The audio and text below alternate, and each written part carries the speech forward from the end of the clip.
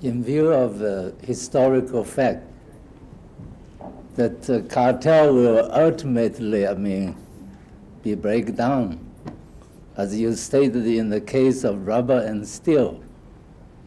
My question is this: why President Jimmy Carter keep on talking about energy crisis? The first question is, it certainly had, political implication. Mm-hmm. To what extent the American, people will be benefited. And as you just mentioned, the tendency is towards, on the way to nationalization. Would that be beneficial to the Democrat Party or the American people? Well, it would be, in my view, it would be very harmful to the American people. But it's not. But whether it would be politically profitable or not is a much more complicated question. I assume that President Carter is talking about an energy crisis because he believes, rightly or wrongly, that it is politically profitable to do so. I suspect that he is better qualified to judge political profitability than I am. At least his track record would suggest that. So I'm not about to double guess him on the question of whether it's politically profitable. Now, the more important question is, why is it politically profitable? And that's what I was trying to explain briefly. It's politically profitable because politics is the art. Well, James Schlesinger, before he became Secretary of Energy, and before he came into the government, when he was still simply an economist, wrote a fascinating article in which he said, among other things, that politics is the art of calculated cheating. And that's right. It's the art of giving and appearing to be able to distribute benefits so that the benefits are visible and the costs are hidden. Well, the purpose of an energy policy from a political point of view is to have benefits to distribute that are visible and costs that are invisible. You cannot have a situation in which you appear to be distributing benefits unless there is a crisis. If everything is fine and everything is going along well and there's no problem and nothing to do, and therefore it has always been politically profitable to have crises. It's just a question of what kind of a crisis you have. So I don't believe it's difficult to understand why you call it a crisis. The question is whether somehow or other, by trying to have greater public understanding of the issues, we can make it politically unprofitable. Thank you. If, as you've suggested, the government is so very intent on nationalizing the oil industry, can you explain why it's first attacking it through the mechanism of vertical and horizontal divestiture, unless, as perhaps it appears to me anyway, it's doing it to fragment what now is a very viable example of free enterprise, to then come back and pull it back together under its own aegis and say, now we saved it, we're running it in a coherent fashion. But is this a really reasonable thing to do? To free enterprise as it works now, to a good coherent organization, to jobs, to perhaps national security and welfare? I think there are several points involved in your question. First of all,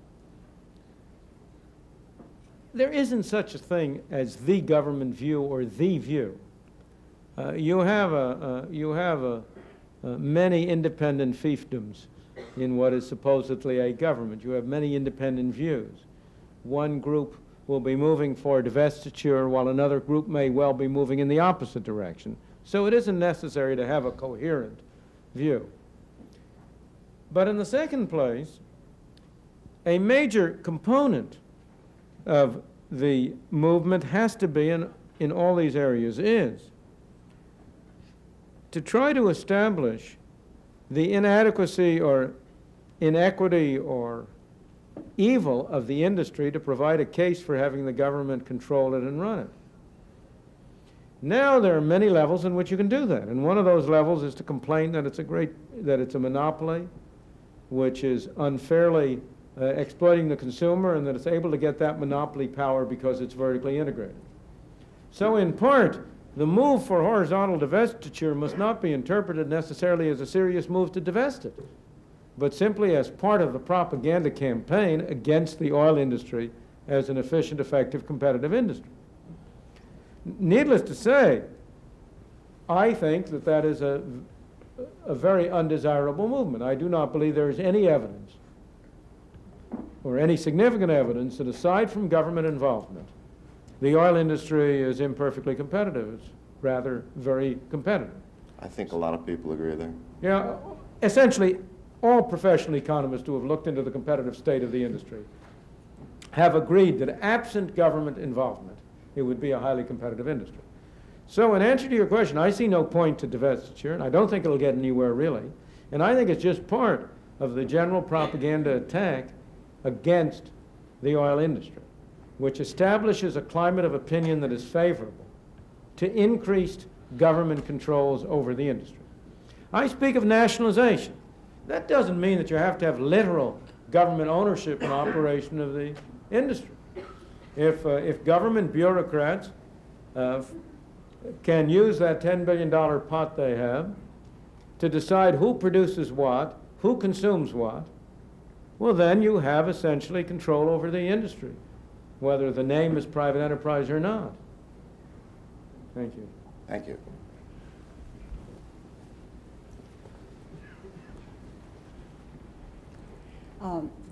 Mr. Friedman, you have reiterated what I'm sure that most of us recognize, that big business, oil industry in particular, but really all big business, and perhaps even a lot of small business, has gone, quote, gone to bed with the government and is now reaping the sad benefits of it. You and me too. We seem to have a situation that I don't find an answer for, in that our college students, when polled, hate two things very strongly: big government and big business. Now, it's to our advantage to try to reduce the big government, to have them hating big government.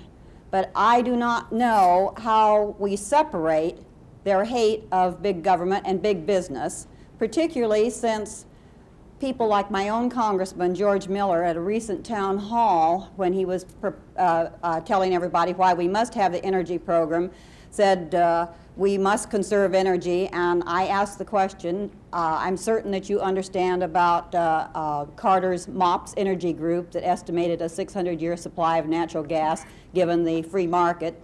And he said, yes, but he said, we must conserve our energy for future generations. And I said, George, 600 years? And with that, you know, he looked around the audience and he said, I will not let the oil industries rape you.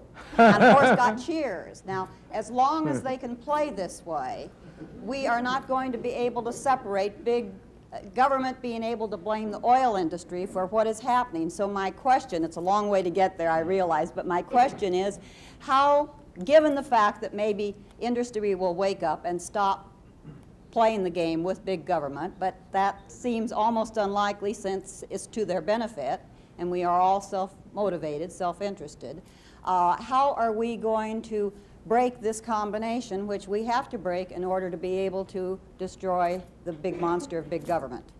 Well, I don't know that I want to break the combination. I'm opposed to big business and I'm opposed to big government, and I think they are in bed with one another. I'm pro-free enterprise, but I'm not pro-business. Those are two very different things, and you must not confuse them. Free enterprise means competition. And the reason I'm in favor of free enterprise is because it's the only system known to man which prevent capitalists from having too much power. But when you combine ownership of property with government political power, you have too much power concentrated. If you have free enterprise, if you have competition, then one power is offset against the other power, and you can hope to keep it in check. There are big businesses which have been very beneficial to the American people. They have been responsible for much of our productivity. And I'm not trying to eliminate the productive efficiency of big business. But I think that the students are right in believing that the future of this country is threatened not alone by big government, but by the extent to which businesses contribute to that. I have often said that the two greatest enemies of free enterprise are, on the one hand, my fellow intellectuals, and on the other hand, the businessmen, for opposite reasons. Every intellectual is in favor of freedom for himself and against freedom for everybody else. And every businessman is in favor of freedom for everybody else, but special privilege for himself. He wants a tariff. Now, I think that the college student is right to believe that when U.S. Steel comes out, when the steel industry comes out and says, we believe in competition, but we want you to restrict the import of steel, I think they're right to say they're a bunch of hypocrites. When the oil industry, or when companies in the oil industry come out and say, well, we recognize, as they do, even the best of them in their advertisements, we recognize that you cannot let windfall profits develop, and therefore we are in favor of decontrol, but gradual, please. Well, that's hypocrisy. So I'm not really going to join you in your crusade to try to separate the attitudes about this. I think what we need to do is to try to have people understand the virtues of free enterprise, of competition. And if you had, in fact, part of the reason business is as big as it is in many areas is because government is as big as it is. If you look at most of the governmental regulations, most of the governmental activities, the tax structure, they have had the effect of leading to larger scale enterprises than would be socially desirable. So that I think that if you could get a proper governmental policy, you would end up with much less big business than you now have. Well, I see their attitude as... Who's there now? The college students Yeah. that I talk to. I see their attitude as being, big government must not control me, but it must control big business. Right, that's the where it's And from. so this is where I'm trying to separate things. What I say to them, what I say to these students is something different. I say, you are right, we don't want big government to control us. But you're kidding yourself if you think that big government's going to control big business.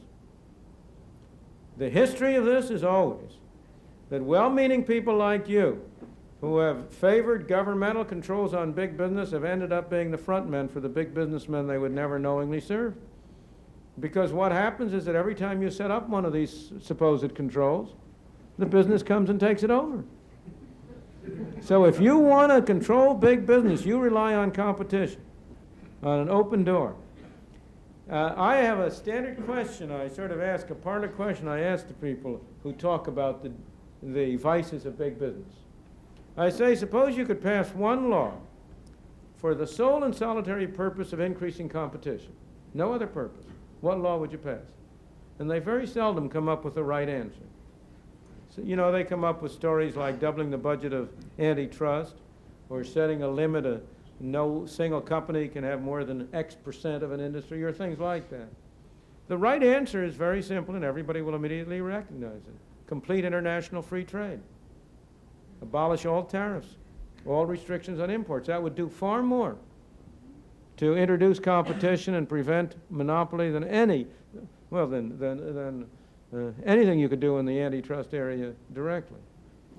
You know, it's an interesting thing that if I look at the behavior of business organizations, if I look at the NAM or the Chamber of Commerce, on any given issue, they're as likely to be on the wrong side as on the right side.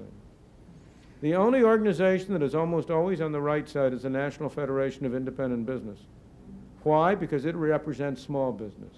Why? Not because small businessmen are nobler than big businessmen, but because they know they can't get anywhere through government, while the big businessmen can. So don't you try to defend the big business. They'll take care of themselves. You spoke of the oil industry today. Aren't we really speaking of the energy industry? Yes. And if so, what is to prevent this industry, which has tremendous economies of scale in transportation and in raising capital, once the deregulation of gas comes about under a free market situation, from basically indexing all energy supplies and then maximizing profit. That is, the question is, would a monopoly arise? Exactly. Why didn't it arise in the prior 80 years, 100 years? Why is it? After all of these factors you're describing were present before the price of oil in particular was regulated. Why didn't it happen then? The answer is that you must distinguish between individual size of an individual enterprise and the total industry. It's an enormous industry. You can have very, very large enterprises, but a good many of them. Moreover, in every industry, whether oil or anything else, you have large by the side of small. And what effectively prevents monopoly is the fact that attempted monopolization introduces an incentive for people to come in and break down the monopolization, induces small people to come in alongside the big ones. So I think there is neither reason in history nor in logic to suppose that the so-called energy industry would become effectively monopolized. You have many sources of energy. You have competition not only between different gas producers, not only between different producers of oil, but between oil and gas, between them and electricity, between them and coal. Solar energy will be coming in, new forms of energy will be coming in. I do not believe that, I think this problem of a monopoly emerging is a false problem and is not one that you need to be seriously concerned with, except insofar as the government steps in and enforces it.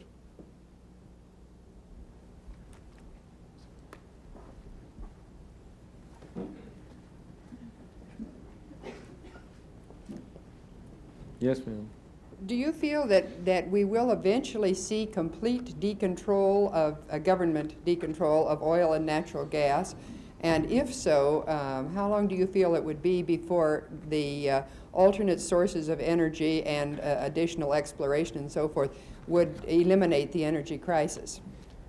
Well, if you had, let's take that in steps. If the price of natural gas and oil were deregulated tomorrow, the energy crisis would end tomorrow. It would take no time. There is no energy crisis fundamentally. Where's the energy crisis? What is it that bespeaks a crisis? The only thing that that bespeaks a crisis is that you have handcuffs on the production, distribution, and use of oil through government controls. So there would be the crisis would end tomorrow.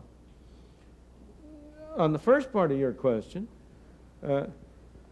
I doubt very much that we will ever get to the complete decontrol of oil and gas prices. I hope I'm wrong. But I doubt very much that we will get to it. It looks to me as if we're heading the other way. We did not erect, Winston Churchill once remarked, I did not become prime minister in order to preside over the dissolution of the empire, which is exactly what he did, of course. And maybe I started out on that thinking it was going to lead me one way, but it seems to me leading me to the opposite, because the empire did dissolve, and I was going to start to say I don't think James Schlesinger became Secretary of Energy in order to preside over the dissolution of the Energy Department. But I hope maybe Churchill's example will be powerful. At any rate, I'm very pessimistic about the fact of ultimate decontrol, effective decontrol. There are too many political advantages for maintaining it, and it's so hard to think of any other examples. Tell me. We've had precedents in this in many areas. Where have we had decontrol? Railroad prices were first put on, railroad fares were first put under control in 1880-something. They're still under control. The charges for trucking, sometime in 1920 or so? They're still under control. It's very hard to think of those government regulations that have been abolished. In fact, one of the major, not one, perhaps the major argument against government involvement in these measures, in these activities, is that it's easier to start than it is to stop. See, the great virtue, people have a misunderstanding about what the virtue of a private enterprise system is. They talk about it as a profit system. But it's a profit and loss system. And the loss part is as important as the profit part. Because what it means is that an unsuccessful experiment has to be terminated. But when the government has an unsuccessful experiment, it simply doubles the budget. So that I am not optimistic about ending controls. Thank you. You're welcome. Excuse me, Dr. Friedman, can I just ask a point on that? Maybe somewhat larger, but Come around here, come around here. We're going to enforce discipline on you, unaccustomed as you are.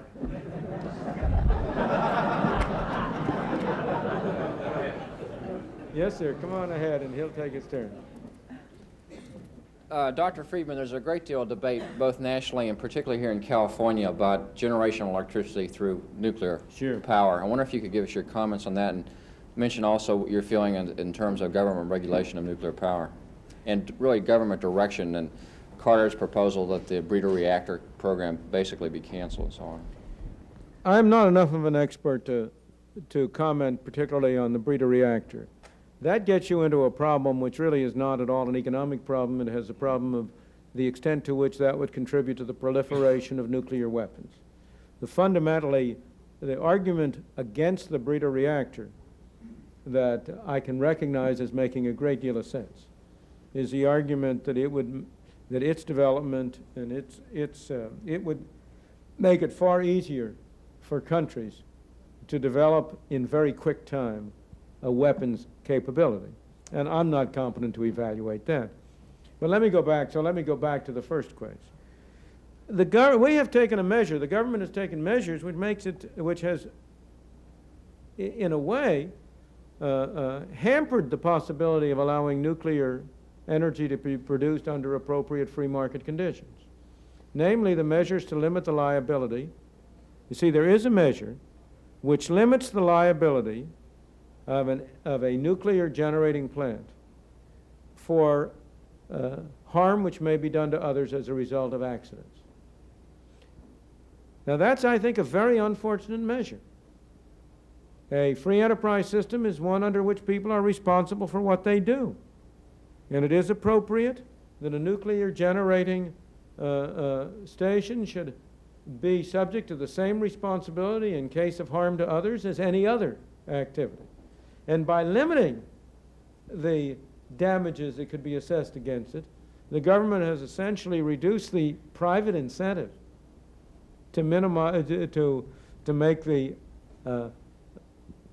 production of nuclear energy safe. If that could be eliminated, it seems to me that the first step that ought to be taken is to eliminate that limit so as to make it really a private enterprise thing. Beyond that, it seems to me nuclear energy ought to compete on an even keel with other forms of energy. I believe that there has been an emotional reaction against nuclear energy that is completely unjustified, so far as I can see, in terms of the evidence about its safety and about its what can be done to prevent, to store and prevent harm from coming from the byproducts of it. So on the whole, I have very little doubt that we are going to make much less use of nuclear energy than it would be desirable to do. But I don't have any very good suggestions about how to do anything about it, except, on the one hand, to impose responsibility, and the other, to try to counter the hysteria and the tendency, irrationally, to link the production of energy with other aspects of nuclear fission. As you know, the record is incredible. The safety record of the nuclear generating plants has been very, very much better than that of the fossil plants, so that on objective grounds it's very hard to justify the hue and cry about nuclear energy, and I don't believe that is on objective grounds. I think that's entirely on emotionally irrational grounds. Thank you. Yes, sir.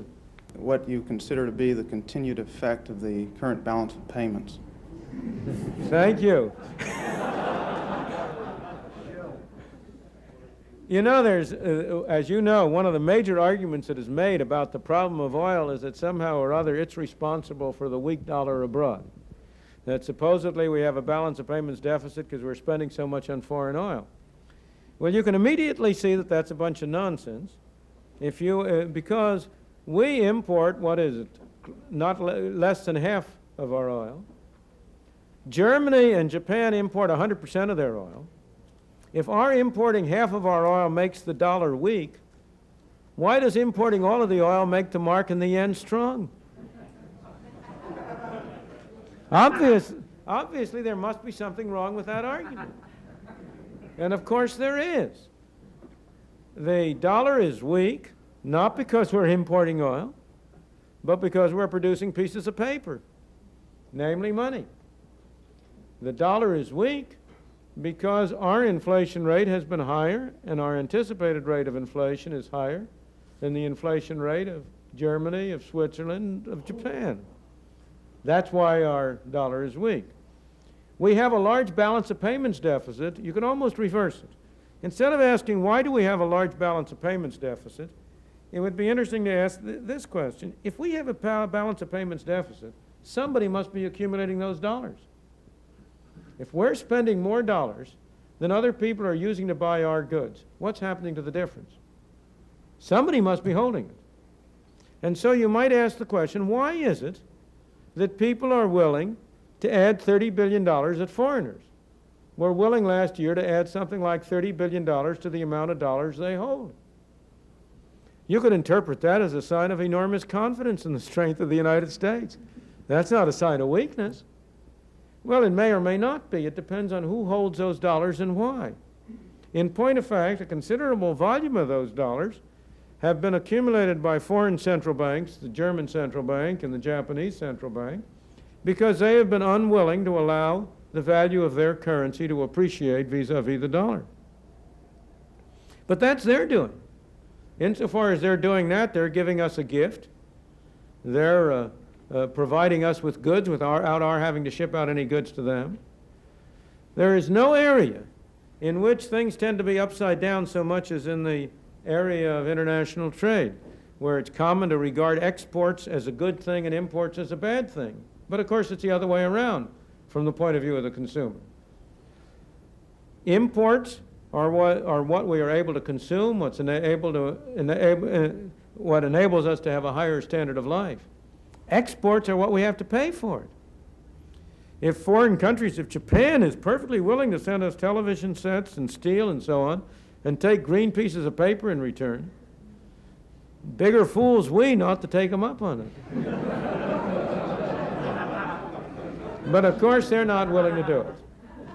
At any rate, from the point of view of this talk, so far as energy is concerned and oil is concerned, it's a strict red herring. The balance of payment issue is a very different issue, and it's almost entirely unrelated to the problem of our oil imports. What is true is that because we have been discouraging domestic production and subsidizing foreign production, we are reducing our standard of life.